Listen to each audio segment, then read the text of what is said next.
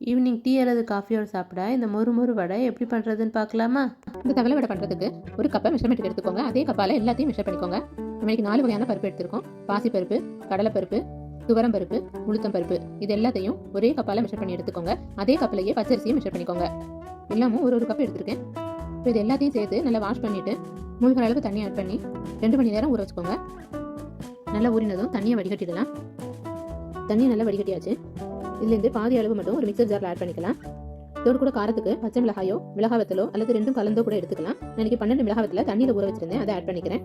கூடவே ஒரு சின்ன துண்டு இஞ்சியும் ஆட் பண்ணி நல்லா கோர்ஸாக அரைச்சிக்கலாம். அரைக்கும் போது தண்ணி ஆட் பண்ண வேண்டியதில்லை. இப்போ நான் மீதி இருக்கிற பருப்பையும் அதே போல் அரைச்சிருக்கேன். இப்போ எல்லா மாவையும் ஒரு மிக்சிங் பவுலில் மாற்றிட்டு கொஞ்சமாக பெருங்காயத்தூள், 3 டேபிள் ஸ்பூன் தேங்காய் துருவல், ஒரு கைப்பிடி கருவேப்பிலை, தேவையான உப்பு இதெல்லாமே ஆட் பண்ணி நல்லா ஈவனாக கலந்து விட்டுக்கலாம். இதோடு கூட நல்லா கிறிஸ்பியாக வரதுக்காக 1 டேபிள் ஸ்பூன் நெய் ஆட் பண்ணியிருக்கேன். இதுக்கு பதிலாக சூடான எண்ணெயிலிருந்து 1 டேபிள் ஸ்பூன் கூட ஆட் பண்ணிக்கலாம். அதையும் இந்த மாவோடு சேர்த்து நல்லா மிக்ஸ் பண்ணி விட்டுக்கிறேன். நெய் இருந்தால் ஆட் பண்ணிக்கோங்க, அது ஆப்ஷனல் தான். அதை ஆட் பண்ணுறதுனால ஃப்ளேவர் ரொம்ப நல்லாயிருக்கும். இப்போ நான் ஒரு கடாயில் எண்ணெய் காய வச்சுக்கிறேன். எண்ணெய் நல்லா சூடானதும் மீடியம் ஃப்ளேமில் வச்சுட்டு இந்த மாவை லெமன் சைஸ் உருண்டைகளாக உருட்டி வடை போல் தட்டியிருக்கேன். அதை இதில் ஆட் பண்ணிக்கிறேன். அதே போல் 4-5 வடையை அதில் ஆட் பண்ணிக்கலாம். எவ்வளோ எண்ணெய் எடுத்துக்கிங்களோ அதுக்கேற்ற மாதிரி ஆட் பண்ணிக்கோங்க. ஒரு பக்கம் நல்லா குக் ஆனதும் இன்னொரு பக்கம் திருப்பி போட்டுக்கலாம். தீயை லோ ஃப்ளேமில் வச்சு குக் பண்ணிக்கோங்க. அப்படியே ஆனதும் அதை எடுத்துடலாம். இந்த வடையில் எல்லா பருப்பும் ஆட் பண்ணிக்கிறதுனால டேஸ்ட்டும் ரொம்பவே நல்லாயிருக்கும். நீங்களும் செஞ்சு பாருங்கள். இந்த வடை வெளியில் நல்லா கிறிஸ்பியாகவும் உள்ள நல்லா சாஃப்டாகவும் இருக்கும். இதில் வெங்காயம் கூட ஆட் பண்ணிக்கலாம்.